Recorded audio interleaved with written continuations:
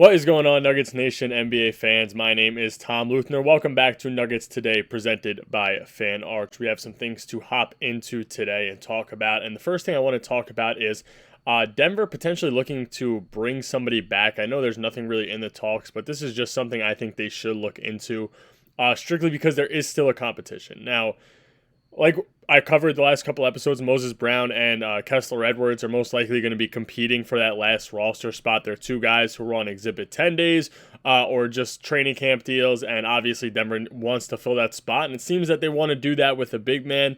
Maybe they give these two guys deals and end up moving forward with a point guard instead, but if there is a big man who's on the board and they want to have some people work out for that spot, why not? Now, hear me out, because I know some people feel a certain type of way about this. Why not look to attempt to bring Bol Bol back on a 10-day contract just to see if he would win out that spot? Maybe that's something that Bol Bol wouldn't want to do, and obviously then I don't blame them if they don't want to try it. But I think that if you're going to bring in two guys who are rim protectors, who are on the younger side of, who have potential to be good, why not look to try to bring Bol Bol back and compete with those guys? One, I think he's better. I think he wins out the spot. Two, I think that he's, familiar with the system, just Denver in general. Three, there might still be some chemistry there. So I think Bol Bol could fit that kind of, or could work out when it comes to the fact that people are still competing for that spot. Like I said, maybe they are just signing or looking at the big men as a precautionary thing in case Jokic gets hurt, or, maybe Val gets hurt, or if they're, they just want the depth at the center position because that's something they've been lacking for so long. And like I've said, I'm fine with Moses. I'm fine with Edwards. I don't have a problem with either of them.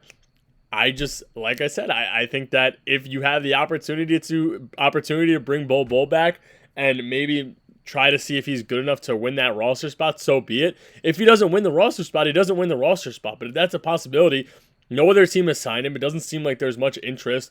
I mean, the Nets are trading for guys like Kobe Buffkin and not looking at a guy like Bol Bol. So I think that even if there's not a lot of interest there, it may be one of the only opportunities that he has to stay in the NBA. Again, maybe Denver's not even interested in doing so, but I just think if you're going to try out young centers, bring Bol Bol back, or young power forwards, I guess, bring him back and let him try to, at least get an opportunity. Now, the next thing I want to hop into is sort of backpacking off of this topic and mentioning somebody I think I've mentioned in the past as well.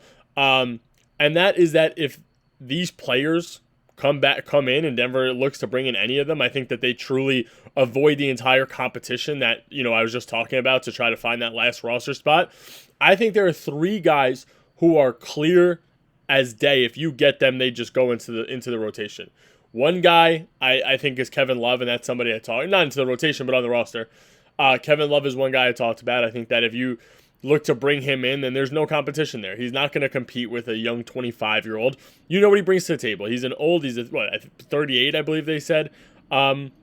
He's around that age, from anywhere from 35 to 40. He's a veteran who was a monster in his prime, but he's also there to teach your guys something. I think that when it comes to the age gap, I think he's better than DeAndre Jordan was for Denver. I think that DeAndre Jordan played the role of just being a locker room guy, and I think that Kevin Love would also do that, but at the same time, if you need him to come in, play, and maybe just, hit a three here and there, grab a few rebounds, he can do that. I didn't see that DeAndre Jordan had anything left in the tank. So Kevin Love is the first guy. I think that Cody Martin is another guy. I don't think that he has to compete. I think that what he brings to the table, and how he is when it comes to his game. He wasn't the greatest shooter in the world this past season, but this is a guy who, first of all, had a lot of potential when he was coming into the NBA, after getting picked up. And I think that he's just a guy who brings something to the table. He's a legitimate rotational piece. He's somebody that you don't have to worry too much about if he's going to be your 10, 11, 12th man. The only thing I would get worried about is maybe taking minutes away from some guys, some younger guys. But at the same time, I think that he is worth it to look into and maybe avoid that competition. And the last guy that I can think of off the top of my head and that I thought about before the episode, Alec Burks. I think that he's a guy, and I've talked about it in the Nuggets chat. He is probably my favorite free agent ad right now that's not a point guard or just a center in the, for the third string role. I think that Alec Burks is a perfect fit. The only thing I don't think I would like about bringing in Alec Burks would be the lack of minutes from Julian Strawther. I think that Strawther's on the most prove-it year, and I think that not only for himself and him wanting to get a contract, but I just genuinely think that if he wants Denver to sign him back or extend him, he needs to show that he is a reliable piece off the bench. And I think that he'll have a decent amount of opportunity to show that this year. But if you bring a guy like Alec Burks in, then you probably see those opportunities diminish. And I don't know, I'm big on Strawther, but if Alec Burks could come in and, if Strawther's not playing for the game and you're able to run Burks and Tim Hardaway together, shooting in a lineup like that with a guy like Val at the center who can dish it, maybe Duran at the 4 or Payne Watson, I think that you're in a good spot. I think that even if Burks or Timmy, or you're running a bigger lineup with a non-primary ball handler with Timmy and Burks in there at the same time, I think that you could be in a good spot. That rotation does a lot. But like I said, I think Alec Burks would be one of the 3 guys who, off the top of my head, could avoid that competition when it comes to the last roster spot. Now, speaking about rosters and spots on rosters, former Nugget, guy I love, guy I talked about before, and I just want to bring it up, and kudos to him.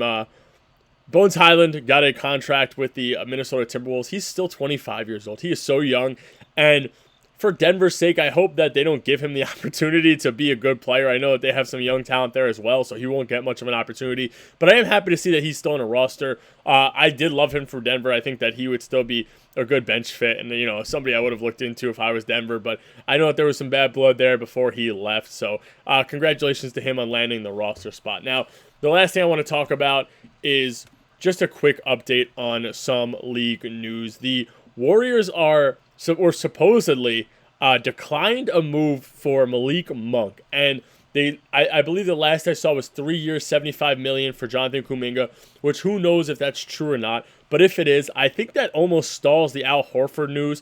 And I think maybe that's why Denver hasn't offered a full contract to anybody yet, because they might be waiting for the Al Horford, I guess, the update to see if Denver or if Golden State's going to try to trade away Kuminga and bring in a guy like Al Horford. They may be waiting just to see if that happens, because if Denver could afford him and they could, give him a little bit of money to come in and be that third string center, which I don't think will happen, would be massive. But at the same time, guys like Gary Payton are going to be on the board then, and I wouldn't be too mad as him or with him as the 15th man.